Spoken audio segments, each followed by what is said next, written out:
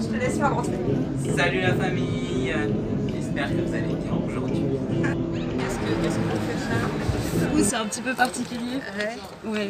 N'en fais pas mon petit loup, c'est la vie, ne pleure pas, tu oublieras mon petit loup, ne pleure pas. Et salut à tous la famille, on espère que vous allez bien. Donc on vous souhaite une bonne année 2020. Bonne année la famille. J'ai plus de voix, j'ai trop gueulé. Ah, tu m'étonnes. Et je suis censée rester avec vous pendant une petite demi-heure histoire de vous faire un bilan de l'année. Ça va être sympa. Et bon courage. Bon, je voulais commencer la vidéo avec Lulu, tout simplement parce que dans mon bilan de l'année, il a une grande importance. Parce que c'est Lucas. Parce que ça fait 3 ans qu'il me suit maintenant et cette année elle a pas été évidente. Elle a commencé trop bien, genre en mode je me barre, je vais faire le tour de France et tout. Et puis au mois de mars, le documentaire, l'Assemblée nationale, tout ça à Paris a fait que j'ai rencontré Mystery Man et que j'ai décidé de rester à Paris. Donc finalement de laisser tomber mon idée de Tour de France, mon idée voilà, d'être à l'arrache. C'était très bien parce que ça m'a permis de rencontrer des spécialistes tels que Muriel Salmona, tels que mon avocate, tels que des associations aussi d'aide aux victimes d'inceste et de pédocriminalité. Donc tout ça c'était génial, c'est un bilan positif, mais j'ai pas fait ce que je voulais faire. Je me suis pas barrée dans toute la France rencontrer plein de potes avec ma tante et mon set et mon matos.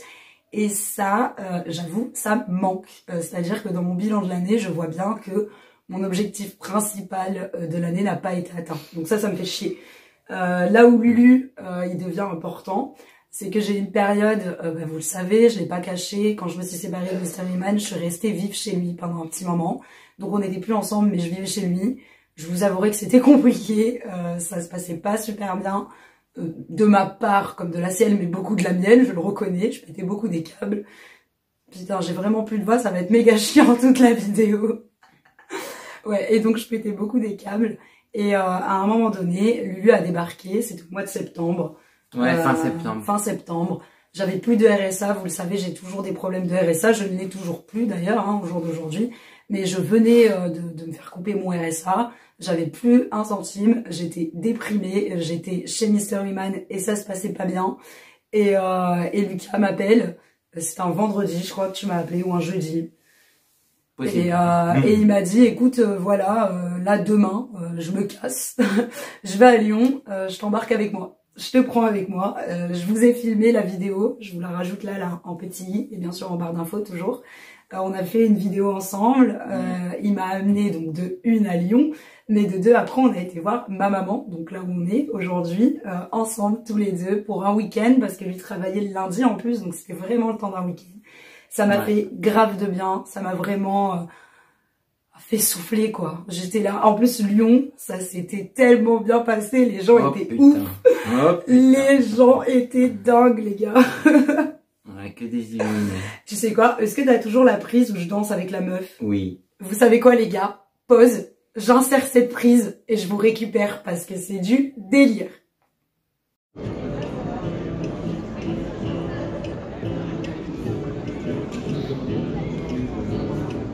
Elle s'est fait une amie.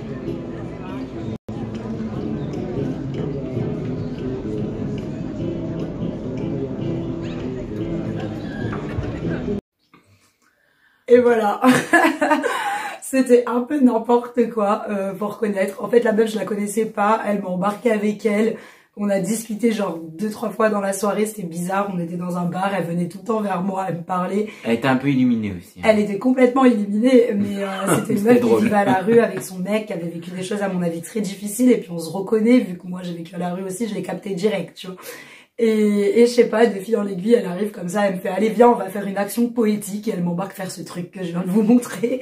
Donc c'était marrant, voilà, c'était fun, c'était n'importe quoi, je n'étais pas du tout prévu mais c'était cool. Et ouais, et donc Lucas, Lucas c'est mon soutien de fou, c'est mon best. C'est même si mon meilleur ami regarde cette vidéo et qu'il aime pas quand je dis ça, Lucas c'est mon best Paname, c'est tout, c'est comme ça. Mon meilleur ami, c'est mon meilleur ami d'enfance depuis mes CP, c'est pas du tout pareil, on se connaît depuis mes 6 ans. Lulu, ça fait maintenant 3 ans, bientôt 4 ans qu'on se connaît. Bientôt 4. Hein. Bientôt 4 ans qu'on se connaît. Et il a vu mon sale caractère. Il a vu mon mauvais côté. Et il est toujours là.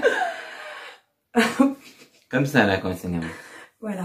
Donc il sait, et il est là, et il me soutient, et c'est d'amis comme ça que je veux m'entourer au jour d'aujourd'hui. Ça veut pas dire que les amis que j'avais avant, c'était des connards. Encore une fois, si vous regardez cette vidéo, soyez pas, genre, vexés ou choqués ou quoi. C'est juste que au jour d'aujourd'hui, je fréquente plus le même genre de gens. Pourtant, je fais le même genre de conneries. Ou un peu différemment quand même. Je fais moins de conneries. Je fais moins de conneries. Mais je fréquente plus le même genre de gens. Et en fait, ça m'apporte du positif de fréquenter des personnes comme Lucas. Bien sûr, y a plein d'autres gens dans ma vie qui m'ont soutenu cette année encore. Je vais vous reparler encore des roses, hein, mais ils sont toujours là, ils sont partout.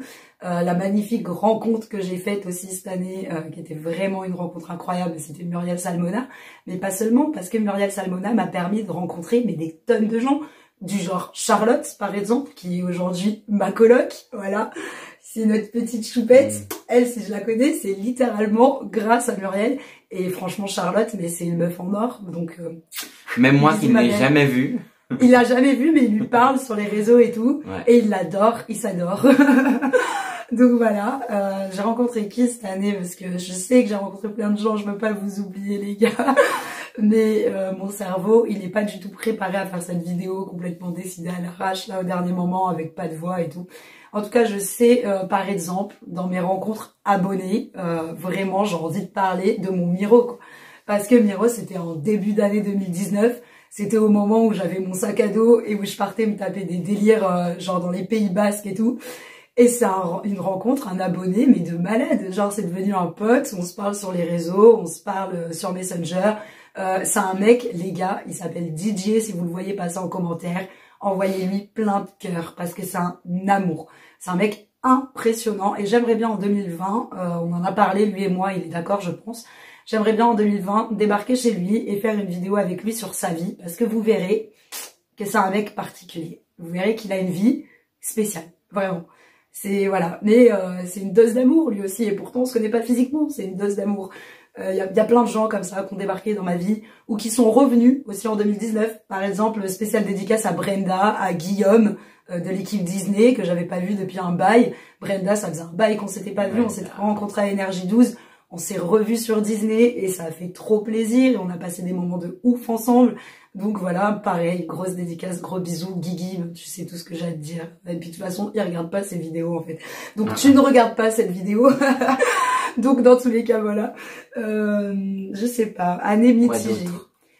Année mitigée. Bah, pour les remerciements et tout, ça c'est tout. J'ai oublié plein de gens, mais comme je vous dis, on s'en fout. Le but peux en faire moi aussi des remerciements. Mais grave. Je remercie ma famille, ma maison de disques aussi, mes fans surtout, du fond du cœur, mes auteurs. Voilà, c'est pour cette Energy Award d'honneur. Merci beaucoup, vraiment. Lucas. J'adore, j'adore. Non mais lui et moi, on a fait plein de trucs en 2016, en 2017 et tout. On allait dans des concerts, on allait dans plein d'endroits, genre, c'était trop bien, des émissions. On s'est même tapé l'œuf ou la poule. On a fait l'œuf ou la poule, les gars, dans le public. Cette émission qui n'a absolument pas marché, mais c'était marrant. C'est pas grave, on l'a fait, c'était drôle. Lucas, c'est ma bonne humeur. C'est ma bonne humeur. C'était qui présentait ça? C'était pas Koé? Mais si, c'était Koé. Il y avait même Clara Morgan, il parlait de la sexualité des Français et tout. En même temps, et aujourd'hui, Clara Morgan, Martial fait sa mise en scène de son spectacle, le cabaret de Clara Morgan. Et Martial, vous savez que c'est quelqu'un pareil, un cœur sur lui. Des fois, il regarde pas. Mais voilà, gros cœur si tu passes par là. Et Martial, c'est une personne qui, voilà, qui est toujours dans ma vie depuis 2016, pareil, donc depuis, enfin, un peu avant, parce que on s'était rencontrés, Martial et moi, avant, mais pas physiquement, sur Internet. Donc, depuis 2016, on va dire qu'on se voit, voilà, régulièrement. C'est une personne qui me soutient à fond, c'est quelqu'un qui avance dans ses projets, qui apparemment, cette année, nous sortirait un album. S'il sort, je vais vous en parler, c'est obligé, je vais vous faire chier avec. Mais en attendant de sortir cet album, il a fait quand même toute la mise en scène du spectacle de Clara Morgan et de son cabaret. Donc c'est dingue, c'est incroyable. Moi je trouve que ces gens-là, ils sont... t'apportent un truc quoi. Et c'est comme ça que j'ai rencontré Lulu d'ailleurs. Donc c'est cool. C'est cool. Voilà, à part ça, donc sur le bilan général, comme je vous l'ai dit, moi j'aurais voulu plus bouger. J'aurais voulu... suivre mon projet de base qui était quand même de partir en tente, d'aller chez les uns, chez les autres avec mes potes, d'aller à certains moments dans des chemins de rando, d'aller à certains moments bivouaquer, voilà. J'aurais voulu faire plus, ça s'est fait mais que jusqu'au mois de mars. Je l'ai un petit peu fait avec Mystery Man, vous l'avez vu, je vous remets les vidéos en barre d'infos parce que je les adore, ces vidéos. Sacré Mystery Man. C'est les vidéos où on a été ensemble, genre en forêt, on est parti sur les chemins de la Loire cet été, c'était génial, donc voilà, je vous la remets. Et donc on a fait un petit peu, mais pas de la même manière, c'était pas du tout moi et mon sac, et en mode Into the Wild, quoi, rien à voir. Mais voilà, si j'avais un regret, ce serait ça. Par contre, le positif, mais bien évidemment qu'il y en a, le procès, les gars, le procès, l'annonce du procès, elle est tombée là. Elle est tombée en septembre 2019.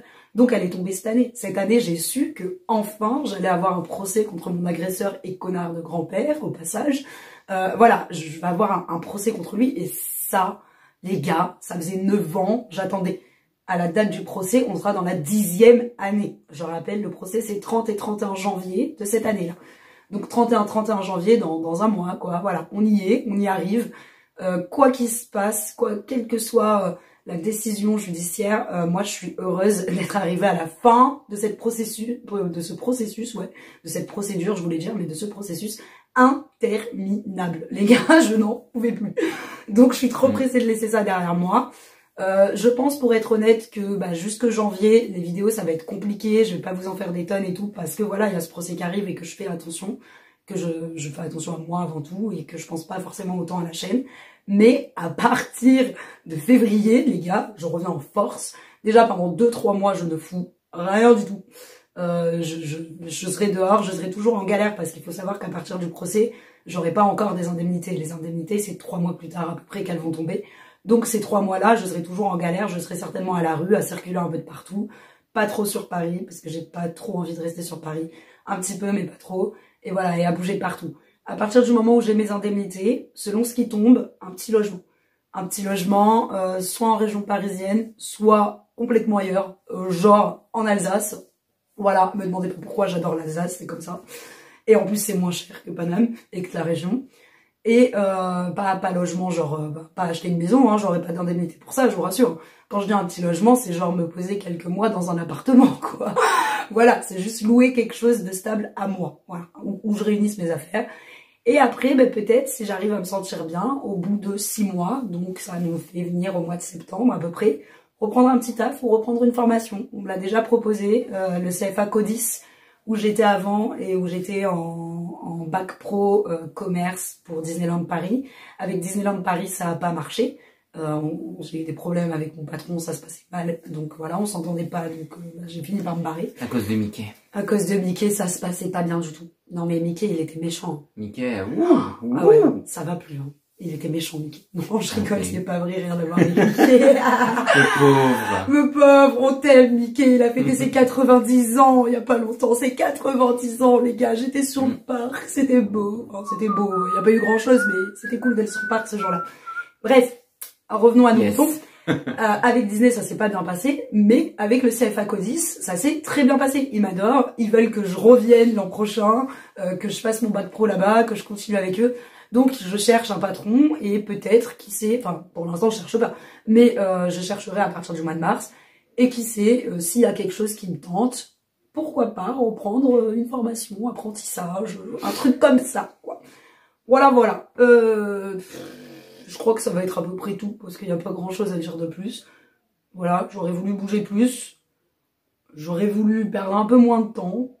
J'aurais voulu être un artiste. J'aurais voulu être un artiste, mais pas avec la voix cassée. Ouh là là là là, cette voix de merde. Bref, ouais, voilà. Mais en attendant, bilan quand même plutôt positif. Ce procès qui tombe, des retrouvailles familiales incroyables au mois de mai. Ça se passe bien. Des fois, je pète des câbles. On me connaît, mais ça se passe bien. Et je suis heureuse d'avoir retrouvé ma maman, d'avoir retrouvé mes frères et sœurs, même de voir ma petite tête. Voilà, ça me fait plaisir. Je sais pas, ils ont un chat que j'appelle le chat de la mort. Chat de la mort. Photo, genre là, je sais pas où. On vous insère une photo dans le coin, là. Tiens, viens Lucas, viens là. Voilà, elle sera là. Mais c'est n'importe quoi ce chat. Et voilà, le chat de la mort, Cookie. Non, des belles rencontres, des beaux partages, bien évidemment la diffusion du documentaire, bien évidemment l'Assemblée nationale, bien évidemment la lutte continue, mon combat continue. J'ai l'impression de devenir de plus en plus amène, de plus en plus légitime pour parler de ça en fait, pour parler de ce que j'ai vécu. Et je trouve ça beau de faire des colloques, que je vous remets encore ici, de faire voilà plein de choses concernant l'inceste, la pédophilie, la lutte, la prévention, tout ça. Moi, c'est ce que je veux faire à terme, c'est ce que je veux construire dans ma vie. Donc là, je vois que le chemin commence à tendre vers ça, donc ça fait du bien aussi. Voilà. Voilà. Je vais pas m'étendre plus. Je me permets de vous demander à vous quels sont vos objectifs pour 2020, quels étaient vos objectifs pour 2019. Ah oui, je dois vous donner les miens après. Quels étaient vos objectifs pour 2019 et si vous les avez réussis ou si comme moi il y a eu des moments où ça allait et des moments où c'était plus compliqué. Comment étaient vos fêtes et comment se passent vos vacances, si vous êtes en vacances, si vous bossez, comment ça se passe. Si vous êtes seul, je vous envoie plein de love en cette période et je vous dis à tous une très bonne année 2020, qu'elle soit dans la santé parce que c'est la priorité. Et qu'elle soit dans les expériences, ou au moins l'argent, je m'en bats les couilles. Sinon, j'en aurai un peu plus que ça. Je ne suis pas cupide. Mais qu'elle soit dans l'argent, si vous voulez, ou qu'elle soit dans les expériences positives, enrichissantes, quelles qu'elles soient. Voilà. Est-ce que tu nous dirais le mot de la fin? Le mot de la fin? Ouais. Bien sûr. Amour et tendresse sur vous. Ah. Bisous la famille. Salut la famille!